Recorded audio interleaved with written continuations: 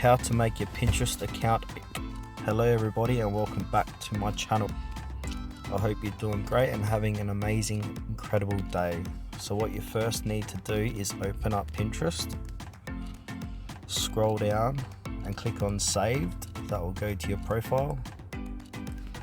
Once you're there, you need to click on the three dots on the top right hand corner of your page and then click into settings. And once you're in settings, you need to click on privacy and data, and you will see search privacy. So this means it will hide your profile from search engines. Make sure that is clicked off, and now people would be able to find your profile. So now your Pinterest account is public. If you like this video, please leave a like and subscribe to our channel. Thank you.